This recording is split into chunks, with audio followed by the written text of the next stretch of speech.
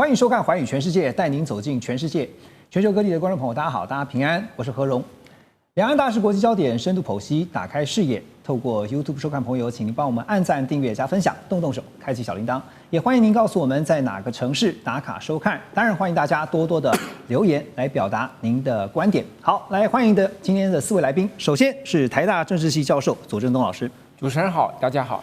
另外，清华大学 EMBA 讲座骆秉宽老师，何荣好，各位观众大家好。还有军事战略专家邱世新老师，何荣好，大家好，以及美国共和党前亚太区主席黄恩格 Ross， 大家好。好，首先带着观众朋友们，我们先来看的，在这个礼拜呢，大家都知道重头戏啊，就是周末，川普他展开了他的第2任期的首次亚洲行啊。那当然，大家关注的焦点呢，就是在这个 APEC， 就是在南韩举行的 APEC 上面呢，会不会来一趟习川会？好，那么最近也看到了，在这个川普行前呢，在同一时间就看到了美国贸易代表署呢，在川普出发的同一天，宣布启动301条款，针对中方有没有履行在2020年签署的这个美中第1阶段贸易协议，正式展开新一轮的调查。美国贸易代表署表示呢，他们认为中方并没有兑现非关税壁垒、市场准入，还有购买美国商品这些服务的承诺。所以现在大家都在看，奇怪了，这个川普不是才不断的向外界去强调说，他希望在30号这一天就能够看到中国大陆国家主席习近平，川习会是一定会成型的。但到目前为止啊，我们看到中方还是3缄其口，而且说有最新消息会及时告诉大家。这个及时啊，这个了解中文的就知道说，在最后一刻都可能会生变哈。所以美国现在祭出301啊，左老师觉得讲先兵后礼是吧？应该这样讲，就是说这个是川普，我认为他主要的目的是这个国内，美国国内的需要。为什么这样说呢？因为其实这一段时间有很多人都认为，这个提出来所谓的 TACO， 就认为川普到了最后都会退让。是。第二个就是也有一些分析就认为说，川普实际上在跟中国大陆交手上其实是吃亏多于占便宜。那甚至说就是像这个 TikTok 这个交易呢，实际上只是满足川普的这个面子，但是美国并没有得到真实的好处。所以这样子的一种说法，其实会让川普面临很大的一个压力。就如果他最后跟习近平谈判之后没有一个具体的让步，或者没有重大的突破，那么他其实再回到这个美国国内是很难交代的。对，所以他等于就先把这个东西端出来，就表示说他还有做了一件让中国大陆觉得会有压力的事情，是展现川皇强硬的那一面。对，没错，就是要让他看起来很强硬。第二个，当然他也有一个实际上的需要，为什么呢？因为川普跟之前在他推动的这个所谓的就是所谓的这个对等关税，这个对等关税是根据美国紧急经济权利法。那这个目前正在美国的这个法院进行诉讼，万一最后最高法院宣判川普没有这样子一个授权，那他这些对于中国大陆课的这些30%、100%、30%的现状，100%的威胁都落空了，前功尽弃。所以他必须要通过其他的方法，包括像这个贸易扩张法里头的232条，或者像这一次301是根据美国1974年贸易法里头的条款，针对对手国不公平贸易行为的一种制裁。所以我想他也是一个自保，就不会使自己在谈判的时候看起来很脆弱，好像说他所说的事情最后会被美国法院推翻。对，所以其实讲到这个启动301的调查哈，刚刚我们特别提到的是针对什么非关税壁垒啊、市场准入啊，还有购买美国商品及服务啊，这个承诺没有兑现哈，那到底能查出这个是什么呢？老师？根据当时2020年1月15号美中当时所签订第一次美中的贸易协定里面有讲，就在2020年跟2021年这2年，美国要对中国出口2000亿美金以上的商品跟服务，那当时就有包括320亿美金的这个农产品，所以这个是非常明确的，但是中国并没有履行。那中国当时的理由是因为 COVID-19 呢。还有再加上是拜登政府执政了，所以我们就没有继续履行。那川普的意思是说，那如果当时的理由是存在，那现在这些理由不存在了，你应该要履行你当时的承诺。所以，诚如刚刚左老师讲，就是既然当时没有做到，那这就是我对美国农业选民的一个承诺。对，这一定要实现，这是第一个。第二个呢是备案，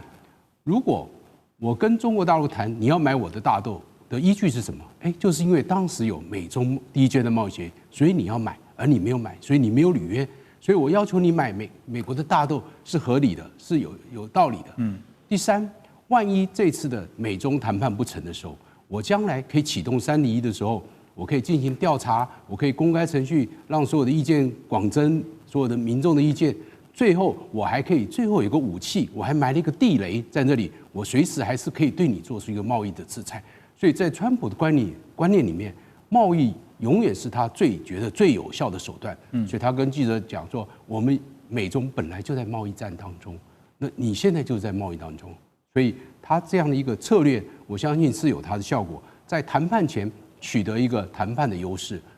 那第二呢，对美国国内的农民也有所交代。第三，万一谈判不成的时候，那我是可以发动301，我是可以对你做出制裁的。我后面还有后手，即使美中谈判有了结果，我后面还埋了一个地雷，我随时还有可能启动这样的一个机制，对你做出制裁。所以是保持说他不输的一个程度。OK， 棒子先拿出来，然后告诉你说承诺就是承诺啊，就是 a promise is a promise 啊。可是，在川普的这个口中听到说承诺就是承诺，好像似乎有点讽刺啊。Russ 啊，你怎么看啊？因为10月30号现在是表定，就是川普这边已经特别透过白宫说10月30号川习会可能要登场了啊。但是我们也知道10月31号是 Halloween。万圣节的 slogan 就是 trick or treat 嘛，你觉得最后会是 trick 还是 treat？ 真的很难说了。至少他们会在 APEC 碰面，不管是在大场所合照的时候，你认为还是会见上的啊？当然至少会握手了。那会不会有1对1的会议？其实目前我们都川普希望要谈很久啊。对，这个也是一个挑战。对啊，如果没有提早搞定的话，那中方会觉得我们真的来不及准备。那你怎么会邀请我们在短几天之内准备一个2-3个钟头的会议？因为我们都知道，按照过去的前例啊，两国领导人开会的时候，不只是讨论一个议题而已。那虽然川普会想讨论贸易啊。其他议题他不太会想。有啊，在马来西亚，现在 Bason 跟这个黄文韬已经开始先前的都在谈了一些东西了，但是还是快来不及准备了，真的。所以我真的认为，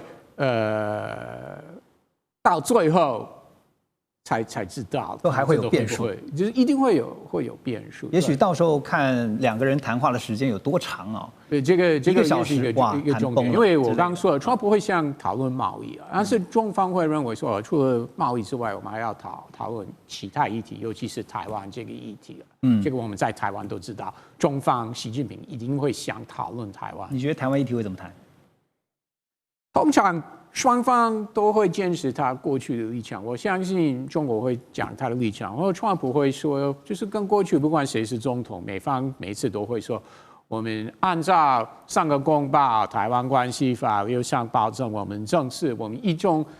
政治没有变，所以不支持台独会改为反对台独吗？其实讲难听一点，对川普来说，这些细节真的很不重要。只要这个大交易完成就可以。对他来说，我说反对台独或不支持台独有什么差别吗？当然，在台湾国内政治，那各政党都会对这件事情是非常非常敏感，对不对？大陆也对这件事情很敏感。对，因为但是对川普来说，这个真的是一个小细节。没错，因为对川普来讲，其实台湾可能是一个非常小的 issue 啊，因为他可能有更大的问题在处理，包括主要的竞争对手就是中国大陆这边稀土啦、大豆啦，还有科技竞争啦。还有，我不认同你的说法。台湾不是一个小议题，为什么呢？因为川普还是希望，如果真的要有一个台美贸易协定，台湾政府一定要答应。对美国大型的好大金额的投资，另外要购买多的美国武器等等，所以对川普来说，台湾还是有一个很重要的 money 的来源。谢谢你这么爱台湾。说实话了，我继续要问你的就是说，因为很多的议题，其中包括了俄乌议题哈，因为现在传出，因为法新社是分析说，在俄乌战争的议题上面，川普呢希望哈，就是反而现在要转向寻求北京方面的支持。那他向媒体透露说呢，接下来啊，川普在南韩跟中国大陆国家主席习近平如果有习川会的话呢，肯定会讨论如何结束俄乌战争。他也形容习近平是一个大国的强大领导人啊，对于普丁可以产生巨大的影响力啊。那对于这个习近平他的观察是说呢，习对这个乌克兰的战争哈也做了一些想法上的转变哈，所以这当中牵扯到非常复杂的计算或算计啊。你帮我们算一下，你觉得为什么中方要帮呢？美方以前川普说他自己就可以搞定啊。中方根本不会帮忙哦，你觉得不会帮？不会啊！从俄罗斯入侵乌克兰之后，就是2020年那个时候，已经有很多次那个时候拜登政府，不管是Blinken 国务卿或拜登总统等人，好多次公开说我们希望中国会帮忙，就是在俄乌方面帮忙。那结果是没有，中俄关系那么好。那当然，虽然那个时候。中国有提出他们的所谓的和平方案，那之后就不理了。我说乌克兰就不理，俄罗斯也不理啊。所以中国帮调停人的可能性真的是很低，而且说服普京真的这个可能性不低。而且我相信川普不会想向习近平提这个请求习近平你帮个忙，怎么可能？这个根本不符合川普的 style， 所以我真的觉得是不可能。啊，这个邱老师怎么看？同样的问题，我觉得法新社很有想象力，对，因为第一个就是这个报道，他是去揣摩川普嘛，但我们知道川普在像这种大的议题上面，他是很难揣摩的，因为他所有的想法都是视当下情况而定，他即便昨天讲的跟今天做的也不一样，所以法新社的这篇报道已经可以去预测说他们，川普见习近平的时候会去讨论俄乌战争的议题，我觉得可能性不大。可能是法新社希望川普这么的。我觉得现在很有可能，因为我们最近这段时间经常看到欧洲媒体，对，因为他们对川普态度的忧虑，所以最近很多欧洲的媒体都会有另外一种的角度来写，然后等看看白宫会不会出来否认。因为白宫如果出来否认，就表示这个可以划掉，因为不会。那这是很标准的操作，但是我认为川普跟习近平这次在 APEC 见面，主要还是要解决双方贸易的问题，扩充或延伸到其他。虽然川普自己对外讲说所有的问题都可以解决，但我不认为，因为你谈判的时间就只有会谈时间就这么短，前置的时间到现在，双方贸易代表都还在吵架，那你要赶在这个时间点把很多的议案定下，我觉得很难。不过这次在这个川习，我们说姑且我们假设他是一定会上一会的哈。那在这之前呢，大家也在看，包括刚刚提到说传出法新社有这样的一个看法，这样的分析啊。那《华尔街日报》也有分析啊，他是说呢，华尔街是说，习近平对川普的新策略是借鉴川普的极限施压，就是给予更强硬的回击，以便在川普的面前呢占据筹码，同时展现实力和不可预测性。中文讲的就是以子之矛攻子之盾啊。而且呢，《华尔街日报》也说呢，习近平相信这些都是川普所欣赏的特质。先前我们也曾经讨论过嘛，就是川普喜欢那种硬汉的角色哈，你越是硬，他越欣赏你，你是一条汉子哈。好，那所以看到说10月9号呢，中国大陆的商务部就对稀土出口进行广泛的这个限制，然后呢，最近呢也投下了重磅的炸弹啊，只是中方呢要以前所未有的这个力度来反击美国，所以现在大家都在看的是，中方这次的战略似乎跟以前不太一样哈，也就是刚刚我们提到的以子之矛攻子之盾这样的一个战略，邱老师怎么看？我觉得倒不能说以子之矛攻子之盾了，因为就中美双方贸易之间的摩擦，或者是贸易关税上面的对抗，中方的态度，他们不断的 repeat 重复一个态度，就是中美之间的贸易问题必须要秉持平等互利、相互尊重。对，这个是中方在贸易问题上面的底线，就是你美国不管用什么样的方式，但是中方的要求其实就只有一个平等互利、相互尊重，而且一贯的最近又加上反对单边制裁。那为什么反对单边制裁？最主要是为什么这一波忽然中方的包含稀土的反制，或者是比如说港口税这个反制这么及时而强烈？其实就是我们都认为啦，就是我们都认为，其实美中现在正处于谈判阶段，对，正在谈判中。因为我们看一路，包含何立峰跟贝森特，不管在世界各个不同的区域，其实不断的在商讨。但是你在谈判中，美方不断的加单边制裁，不断的加码，不断的加条件，甚至现在301调查都出来。那在中国传统的做法就是，我们现在坐下来谈，那我们应该维持一个很好的氛围。没错。但是你在我们双方一边谈的过程里面，你还一直射飞镖，各种扰乱这个谈判干扰。那对川普来说，这个叫做交易的艺术；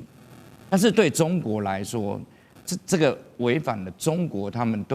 就是中国传统上面来者是客。对，我们既然你已经答应我们要坐下来谈，结果我们一边谈，不管谈的高兴还是谈不高兴，你还一边不断的施加单边的制裁，所以最后我们最近经常听到就是打奉陪到底，谈大门敞开。现在中国的应对方式就是这样，但是对西方的这些媒体或西方的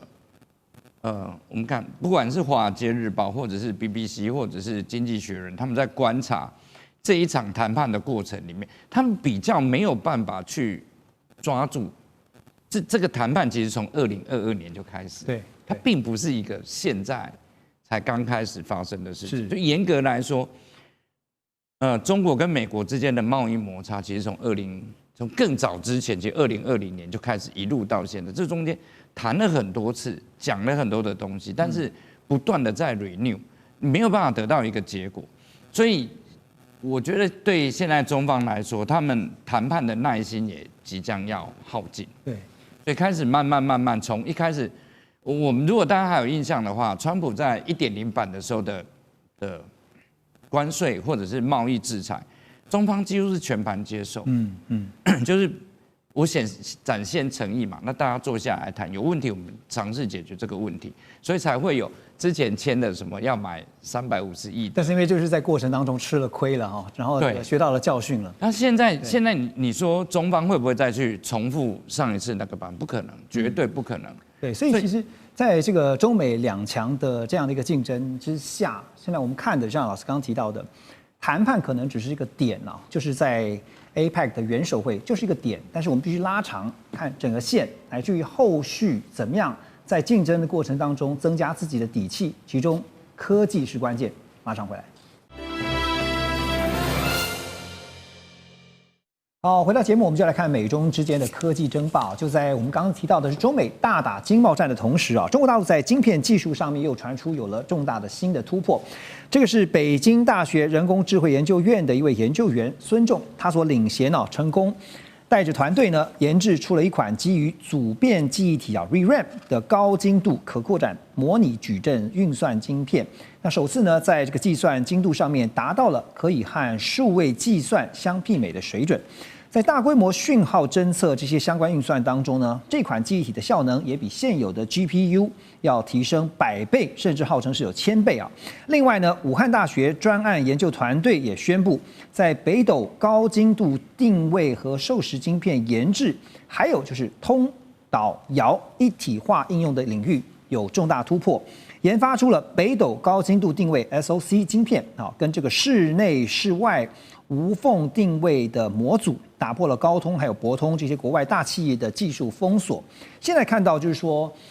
包括北大武汉大学这2个团队在晶片研发上面纷纷传出这样的一个突破的消息啊，证明了是不是说中国大陆的晶片技术确实，我们常常在讲说只是时间问题啊。那骆老师怎么看它？也代表的是不是说美国先前我们所提到小院高墙、围堵、封锁，其实效果真的不大？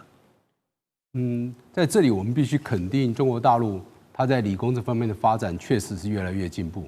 中国大陆1年有200万以上的理工系毕业的大学生投入的这个职场，所以对于它的 AI 的这个发展跟晶片设计的确是有很大的加分作用。那美国我们知道在半导体领域里面，没有一个国家能够掌握全部的供应链。美国在 IC 设计它是最强的，台湾在晶圆制造最强，日本在这个特学化用品不错，荷兰在这个设备是很强的。那南韩呢是在记忆体是很强的，没有一个国家能够主导所有半导体的供应链。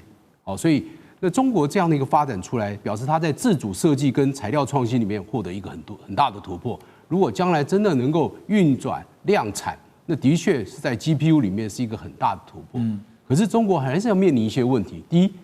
它还是没有办法生产最先进的晶片，7奈米以下的，它现在还是没有办法。它目前还是输给我们的台积电，还有日本，还有韩国的三星，这是无可厚非的。第二 ，EDA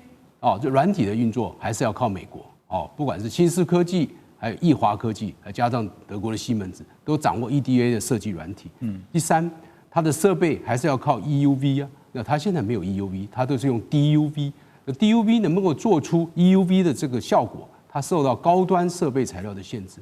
第四，它在封装测试这部分里面，因为它没有先进的晶圆代工的晶片，所以封装测试它也没有办法达到先进。目前这一部分还是台积电是领先的，台积电本身就自己制作封装跟设计。第五，这个是实验，这个是不管是北京大学、武汉大学，它是一个实验，它也没有办法达到量产，它有没有做出很好的良率，它怎么能做出一个整个生态系？这对中国来讲还是一个考验跟挑战。但是我们相信他有做出这个，这也是迈出了一大步，我们真的是觉得很替他们高兴但是要完成这所有的晶片自主能够全部的供应链你都能掌握，这真的是一个非常大的挑战。还是那句话，不要低估了中国大陆科研的实力啊！因为科技研发的话，除了一方面是要寻求突破，另外一方面呢，就是想办法呢，就像美方现在做的，要封锁啦、围堵啦，要拖慢对方研发的速度双管齐下才行。但是中间的漏洞也许很多那特别讲到人才的部分，在成熟晶片的这个部分彭博10月23号有报道说，最近大家这个吵得沸沸扬扬的，说这个荷兰代理经济部长呢，他就援引了冷战时期1952年物资可用法出手接管了中国文泰科技有持股的晶片制造商。刚刚我们也提到了安氏半导体还罢免这个安氏的执行长张学正。北京方面立刻就祭出了反制，就是什么呢？切断中国广东厂跟荷兰母公司的营运联系，并且呢恢复向中国大陆国内供应半导体，所有的销售呢也都必须以人民币结算这样的规定。好，所以邱老师看到这次我想先问的是，荷兰的这个动作后面一定有来自美国的压力吧？我觉得美国的把安氏列入那个实体贸易实体清单，是一个点，一个开端了。对，但是这个不是仅仅只是封杀或者是为了压制中国的晶片科技这么简单，这背后有非常大的商业利益。就我们在看这一整个事件的发展，有非常多匪夷所思的地方，就是我们目前很少看到，因为国际贸易或是公司在全公司的治理或管理的模型架构。这个是放诸四海而皆准，并不是说在荷兰的公司他们就有一套特别的做法，美国公司有另外一套特别的做法。就在资本主义已经发展这么成熟，已经这么多年的情况底下，一家公司里面决策董事会做什么事，执行长做什么事，底下每个部门做什么事，公司的所有权应该是怎么样计算？其实这是你英国公司、欧洲公司、美国公司都是一模一样的，它包含台湾的公司也一模一样。但这次荷兰为什么直接援引1952年物资可用法？就是他知道直接去干涉，就是在现在这个公司治理架构、全球的公司治理架构底下，这会打开一个非常不好的范例，而且一定会被抨击。所以它援引了一个非常冷门的战争法案，它要有一个法源依据。对，但是谁告诉荷兰政府要援引这个战争法案？这不仅仅只因为美国政府只做了一件事情，美国政府就是把安氏放到那个清单里面。那到底是谁策划了一整个从荷兰政府发动的这个？如果我们大家知道安氏半导体的背景，安氏半导体在2017年，它原本是飞利浦转投资的子公司底下再分支出来的，它其实不赚钱。它在2017年的时候，其实已经快要倒，在那个时候才由这是中国大陆的这家公司去买了以后，在2022年、2024年分别2次重大投资，非常多的钱，然后把这家公司救起来。文泰科技才入股。对，那文泰科技好不容易把安氏半导体盘活了，救起来。那现在美国把这家公司列入贸易实体清单，其实对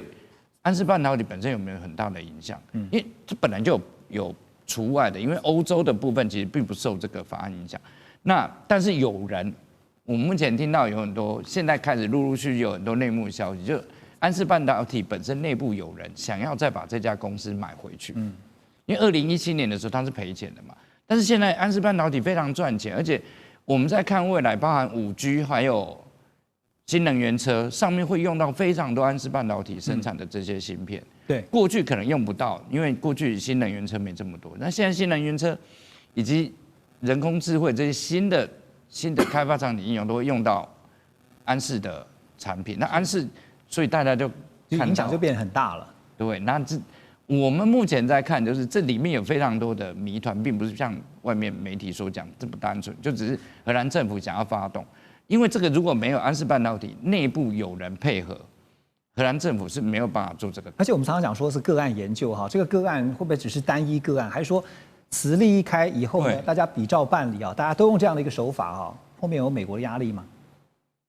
当然有美国压力啊，这个 definitely 啊，对，这个是从川普1.0就开始，就像欧洲国家有在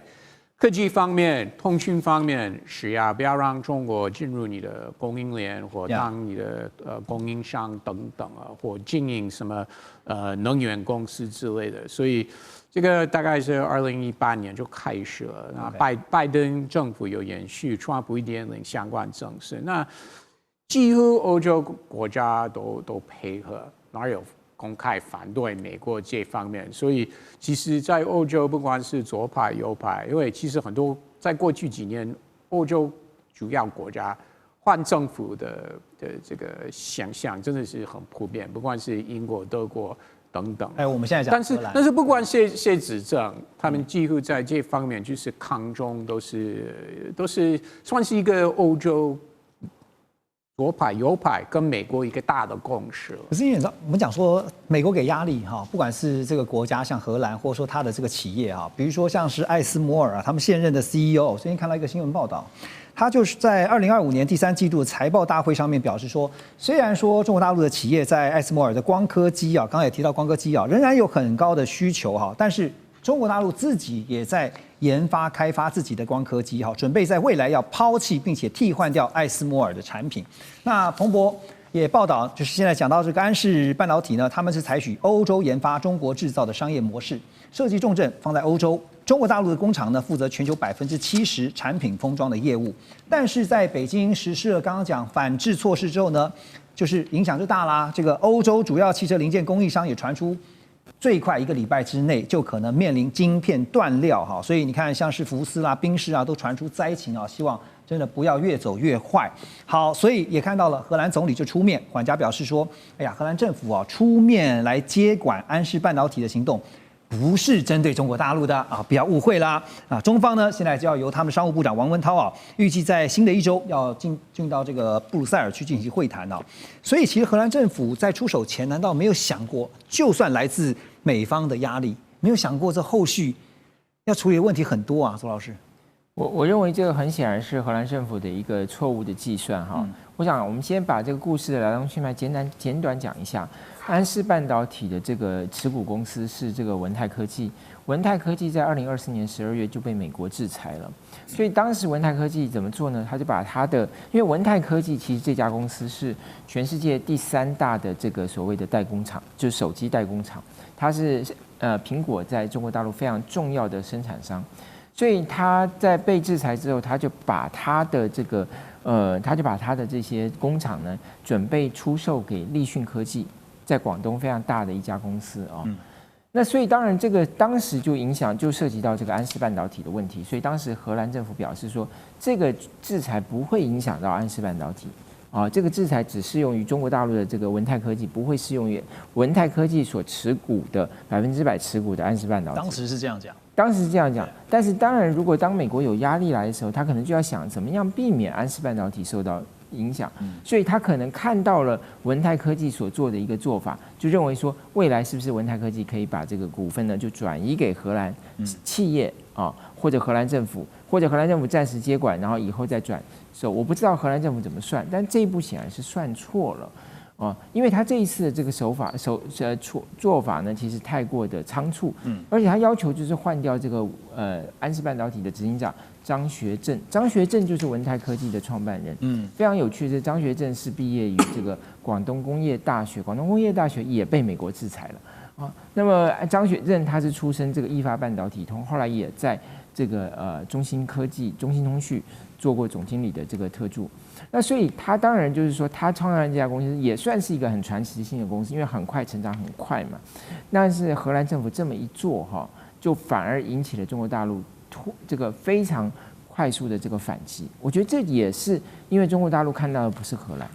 他看到的是荷兰背后的美国。对，所以他等于是就是要避免美国运用荷兰来这个压制中国大陆。我觉得中国大陆的思维是这样，但是荷兰政府可能并没有从这个角度去思考它，纯粹只是希望当然这也是我对荷兰政府的解读，就是扣除掉美国压力之外，也是希望说安氏半导体不会成为美中角力的一个焦点，结果反而适得其反。这不是已经 too late 吗？已经晚了，误判已经晚了，已经。我不会说误判，但是问题是这个已经是变成欧美之间针对中国的一个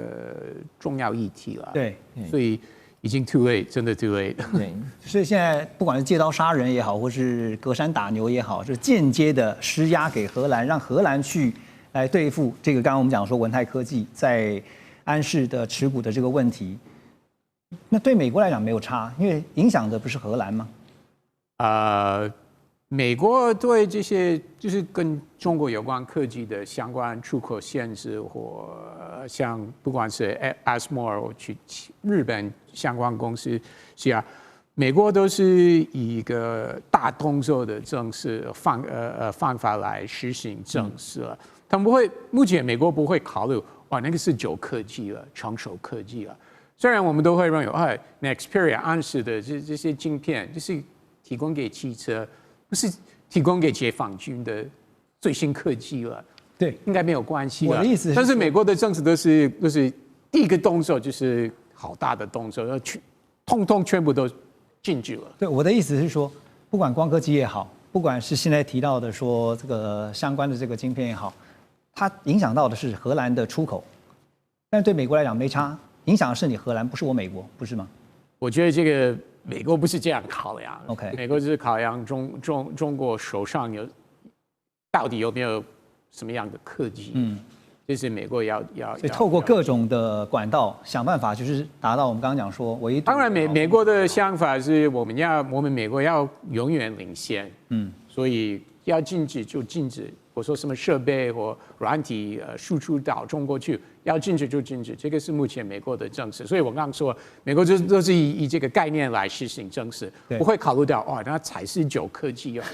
所以简单来讲，美国逻辑就是为达目的了。所以黄仁勋常常批评了 ，OK， 对不对？他常常批评说，我们要为了维持领先，不要禁止旧的比较成熟的科技输出到中国，他说这个是没有关系的，是商用的科技，不用担心的。Ross 讲到了美国的逻辑思维，最重要的就是要维持领先。休息一下，马上回来。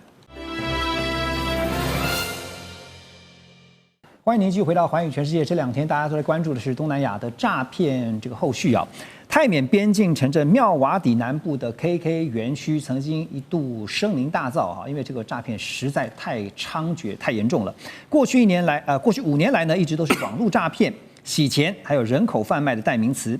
不过，缅甸之光报最新报道说呢，缅甸军方已经突击而且扫荡了 KK 园区，总共逮捕了2198人呐。另外还有超过600人从这个 KK 园区呢不惜涉水要越境逃离，进到泰国去。SpaceX 星链这个业务营运副总裁也表示说呢 ，SpaceX 呢主动在缅甸诈骗中心附近封锁了超过2500组的星链装置，就是要断绝这个园区的通讯。好，那当然大家想说，为什么这次是下定决心来围剿啊？之前因为是都感觉这个效果不彰啊。邱老师，您的看法？如果我们不单独看这次的 KK 园区，其实在整个中南半岛还有很多国家跟国家交界的边界，就像上次泰国跟柬埔寨，或者是其他不同地区，你只要是政府的公权力比较没有办法进入的地方，其实现在几乎都会有这种诈骗集团，而且三不管地带。对，而且现在还不仅仅只是在中南半岛，它其实也慢慢在有一些往中东，有一些往别的地方。那过往我们当然知道在中南半岛这边都是以背后都是华人主持为多，但是慢慢现在也有欧洲的、印度的。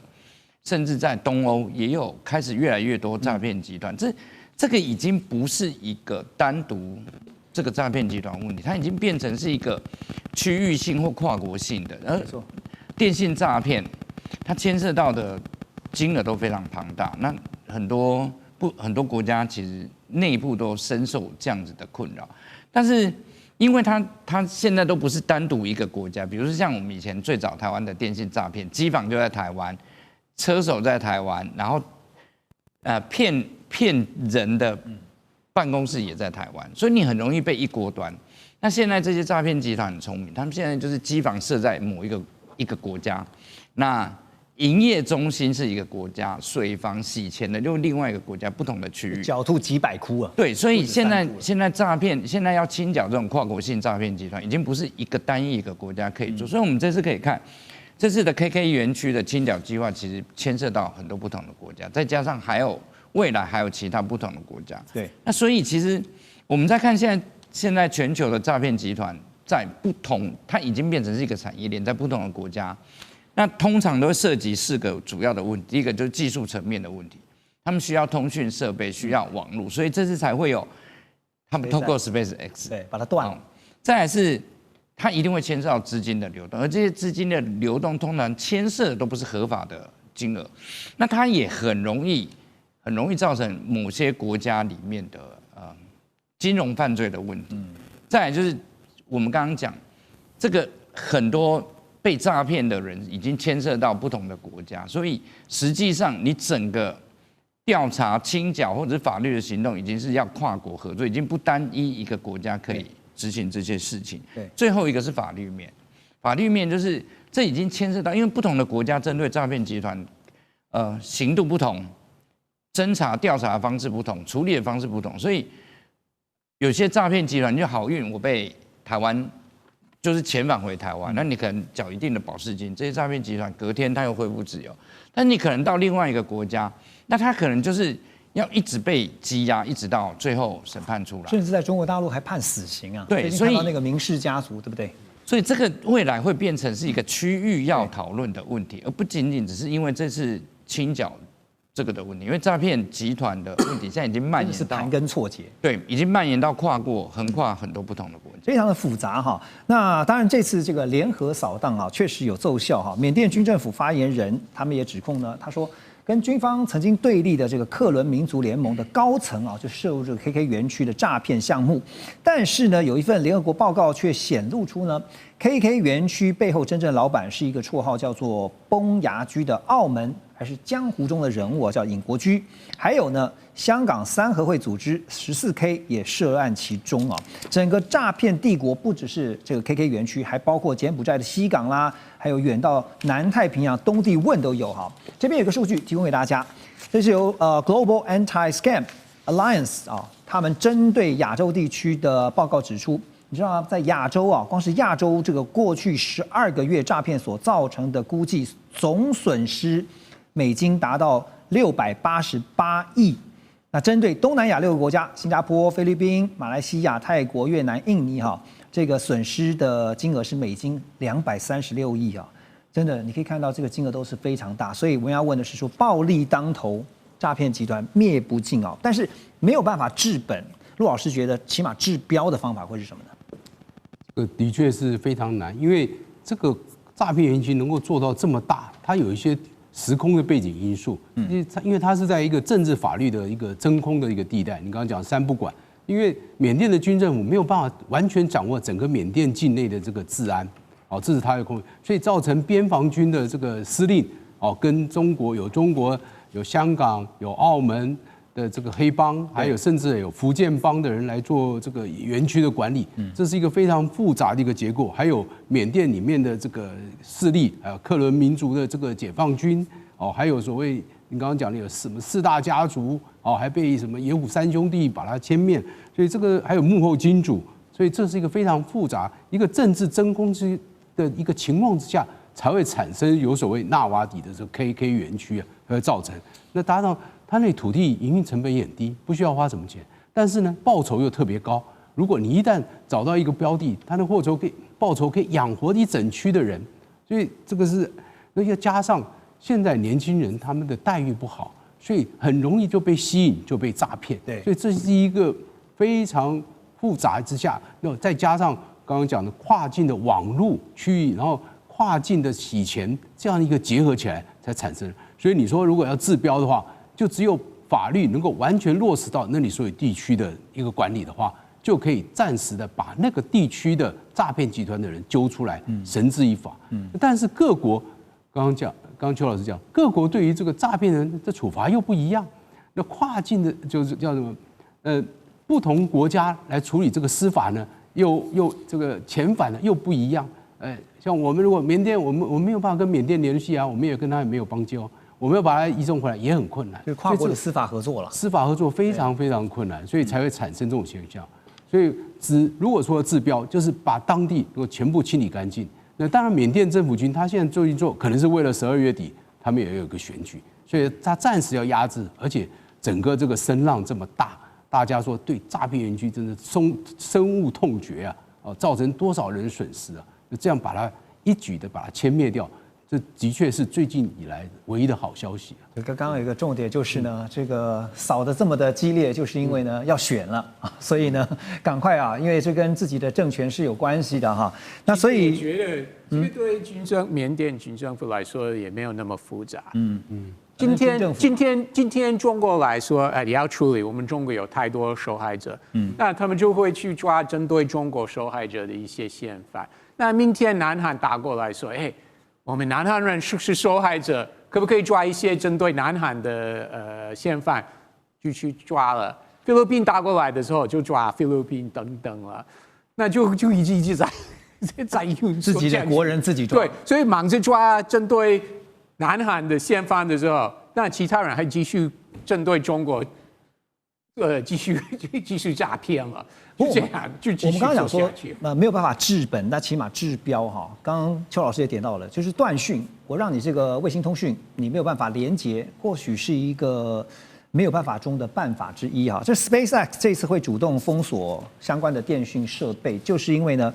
美国国会联合经济委员会在7月份其实就已经开始启动了对于 SpaceX 的调查，哈，要求说明星链如何流入缅北诈骗的园区，甚至呢计划要传唤执行长马斯克出庭啊。那你可以想见，如果国会不出手的话，这星链照样用嘛，对吧？好，那所以呢，美方呢其实也早就警告星链啊，就是应该要防止被东南亚的犯罪集团滥用哈。但是根据了解，目前还是有很多的大量设备是被诈骗集团在使用的。好，那星链在7月到9月之间呢，成为缅甸最大的网络供应商，所以这次国会出手嘛，不然的话恐怕很难解决。问题是这些诈骗集团啊，他们当然很聪明啊，他们都会永远会快一步啊，不管是缅甸、中国、美国等等相关政府，都会再慢一步了，对不对？所以今天断掉，这些人还是会想个办法，他们真的非常聪明，对不对？而且动作很快，直接再想办法找发电机来。他还是会想个办法，对，所以一直是在玩这个游戏了。所以美国可以有这个动作，但是明天我相信这些诈骗集团还是会继续运作。利益太庞大了哈，其实你会发现最近其实相关的这种社会问题也会出现在包括娱乐文化的。最近你看，像台湾不是有一出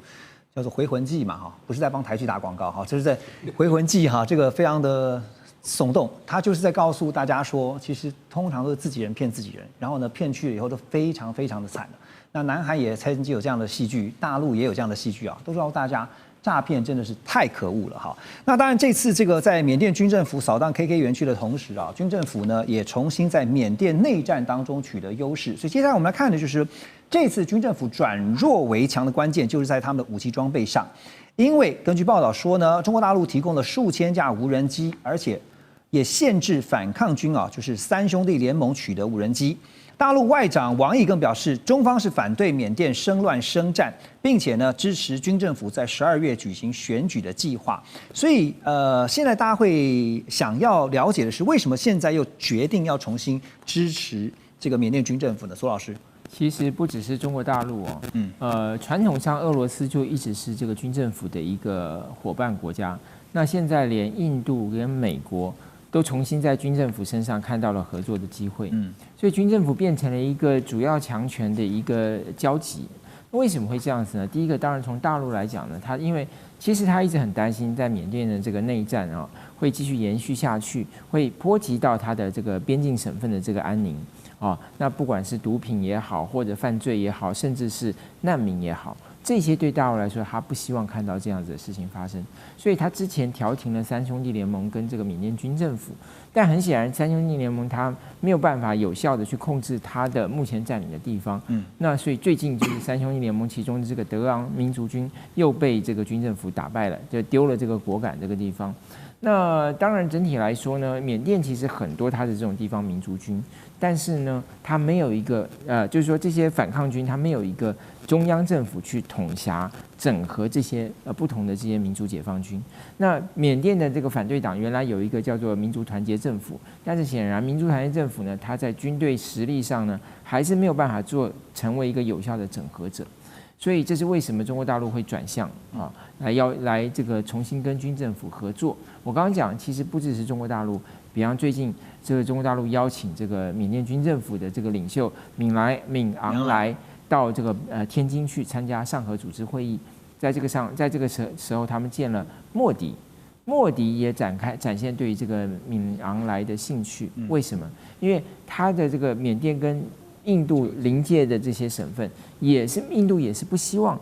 怕这些难民也好啦，或者犯罪也好流入印度。更重要的是，印度现在跟美国要合作，要开发克钦的稀土，要从印度出口到美国去。克钦在缅甸的西北角所以这当然也谁最有可能去确保这个协议能够有效的执行呢？军政府就是你如果选择这么多些军事单位里头，你可能发现军政府还是最可能的一个合作伙伴。对，所以我觉得这些都可以看到，就是说为什么现在军政府好像重拾火力重新看起来又开始向四处攻击，这是因为国际对他的支持增加了，难得的机遇来了，在这个地缘利害关系当中，现在反而成了炙手可热，大家想要争相合作的对象。休息一下，马上回来。欢迎回来。这一段我们来关心的是，在这个礼拜本来传出美国总统川普呢要和俄罗斯总统普丁安排在布达佩斯要进行的双普会最后破局了。美方还批准了财政部长贝森制裁俄罗斯最大的2家石油公司像是这个俄罗斯石油还有路克石油但是普丁这边呢，一方面表示俄罗斯对于能源部门是充满信心的，并不会因为外部压力而改变立场。可是另一方面也看到俄方低调派出了投资与经济合作特使去访问美国。克林姆林宫这方面也表示说呢，跟川普之间就双普会呢并没有取消而是延期举行所以你可以看到是美俄双方现在都是软硬兼施，而且呢就是一副你猜到底会不会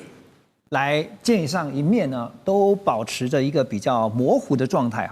那相对来看，最近俄方也抛出了一个顿巴斯的议题，然后呢又出动了这个无人机去骚扰这个立陶宛也好像在测试美方的一个谈判底线左老师怎么看这些问题？好，我们先看到为什么美国会在这个时候展开这一波的这个制裁呢？这次制裁2个大的公司嘛，路克石油跟俄罗斯石油公司，因为我们看到一个背景是油价现在很低去年这个时候油价是75块美元一桶，现在是60块美元一桶所以说当然他就觉得说，那我现在如果制裁对全球也好，对美国也好，通膨影响是有限的。第二个，原来那个时候各国说不让这个海运不让这个船只去运送俄罗斯石油的时候，他说可以运送的条件是说它这个油价不能超过60块。现在全球油价就是60块所以俄罗斯它也没有吃亏因为本来是说你要低价出售我才可以接受，现在它没有低价，所以当然他就觉得那我现在还是要加强制裁。就现在出手影响不大。对，其实有影响啦，因为涨了10%，马上应声涨了60块，涨到66块。可是相较于去年，还是有一段差距嘛。所以我想，一个是原来的这种所谓油价上限，已经已经油价低到那个油价上限了。第二个就是整体的油价现在来讲是偏低的。那当然，我认为还有一点很重要，就是说参议院马上开议之后，美国又要面临这个压力了，川普又要面临这个压力了。因为参议院很多共和党的议员是主张要加强对俄罗斯制裁，加强对购买俄罗斯石油公司的制裁。是，如果川普不想要制裁中国大陆，那就只有制裁俄罗斯了。那这2个他要想一想，谁有可能在经济上对美国报复？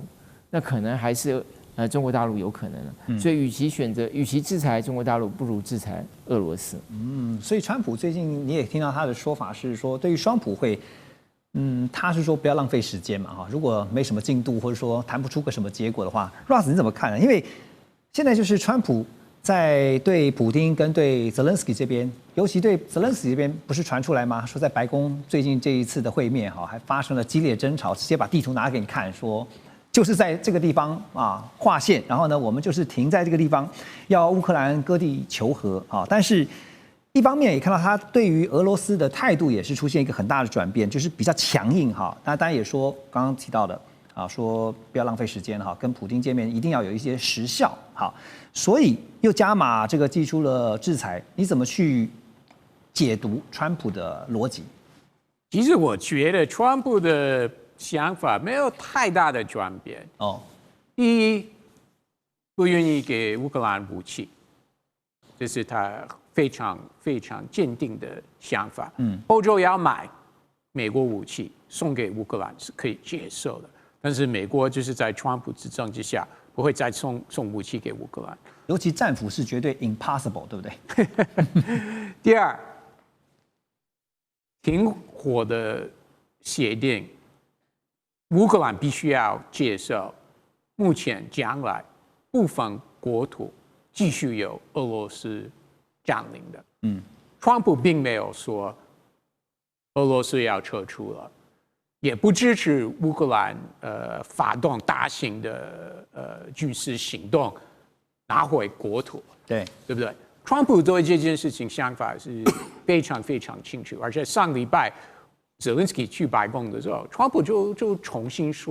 复说了，你必须要接受，如果你真的要停火的话，那你必须要接受你这个国家部分领土继续由俄罗斯占领的。另外他虽然偶尔批评普丁，但是愿意继续跟普丁沟通，川普也没有拒绝。虽然他说目前取消，因为没有，好像是这次如果短期之内开会没有具体的等等的，但是他也没有拒绝，他没有说我不想跟这个人会谈，对他没说死啊，完全没有啊，还继续愿意跟普京沟通，不管是派美国特使过去，或欢迎俄罗斯特使来美国，甚至到时候再次跟普京见面1对1谈 ，OK， 他都没有排除，所以其实他对这件事情的立场是相当一致的，没有太大的变化了。所以邱老师有没有可能 APEC 之后突然就来了一个大转变，飞到去跟普丁见个面？现阶段应该比较不可能了，因为我觉得川普的立场一直都很明确，他从来没有改变过。那我们现在看到的这些东西，其实是你也可以把它视为说，这是为了要达到最后目的的一些为了谈判采取的谈判手段。对，那川普现在这个阶段就是对双方都冷处理，不论是对乌克兰还是对俄罗斯，但是我们必须要说，在川普真实最早原本的那个版本的想法里面，他还是认为要结束这场战争，只有他跟普丁达成交易。乌克兰并不是很重要的，因为最后掌握这场战争最后结束的那个关键，还是川普跟普丁达到一个交易。至于这个交易是什么，也许像川普现在所描述的，就是他提出来这些条件，那普丁也有他提出来的条件，但是大家必须要说，我们现在思维不能被这些眼前看到的条件绑住。你真实要去看到是，那这个和平有可能达成的是在什么状态底下？美国必须要想办法搞定欧洲，那俄罗斯必须要想办法搞定战场上面的发展。所以你看现在的过程当中，包括我现在提到的这个制裁啊，尤其讲说石油的制裁啊，因为最近像中国大陆的国营石油企业已经先暂停说采买这个俄罗斯的海运原油嘛。那当然，印度方面呢，最近也传出要大幅的减少他们石油的进口量，当然都跟现在我们提到的制裁是有关系的。那我要问的是说，可是从石油也好，或者说相关的一些经济制裁，单靠这些制裁就能够产生很大的影响吗？我想短期的制裁是短期间会有效果。不管是俄罗斯石油跟陆克石油两个加起来占俄罗斯石油的产量60%，那俄罗斯石油呢又占它石油。但它出口呢，大概将近2/3，所以这2家石油公司被制裁，在短期内一定会有一定的效果。尤其为什么中国突然暂停跟俄罗斯购买石油？因为他担心2级制裁，所以就制裁到第2级。那这时候我先暂时不要买，对，这就是它的效用。那长期来讲，因为俄罗斯目前是全世界号称最能够回避制裁的国家。所以他们很会回避美国的制裁，但是川普上任以来到现在为止，从来没有对俄罗斯制裁过，他只有对中国有贸易制裁，所以他也要让他国内的这个政治的有人知道，我也是会对俄罗斯制裁，也要让普丁知道，我不是都只是讲，我有做，你看我做给你看，我对你2家最大石油公司制裁会产生一定的吓阻效，但是长期以后，那因为俄罗斯会规避，那将来他们就会用私下的买卖用租赁，用其他国家来做一个中间的交易商，然后回避用美元来交易的方式来回避这样的制裁。我想长期以后他们会这样去做，但是短期对这2家石油公司，还有跟这2家石油公司去买石油的买家来讲，一定会有一定的影响。这个时候，其实欧洲的态度也蛮令人玩味的因为针对双普会这件事情呢，就听到了波兰外长来，画面右上方你看到，波兰的外长呢就针对双普会发出警告，他说什么呢？他说呼吁普丁的专机不要从波兰上空飞过，否则呢就要出动战机拦截，然后呢要逮捕普丁。然后呢，也看到了瑞典这边呢是说跟泽连斯基签署了协议销售150架的这个施救战斗机给乌克兰，但是后来又听到他们的首相改口说我们暂时不会出售这个施救战机因为这个战机太老了所以我们换成提供雷达侦察机这个背后刚跟邱老师在聊天的时候特别讲说，这个真的不知道欧洲现在怎么想的。对啊，就是我们一般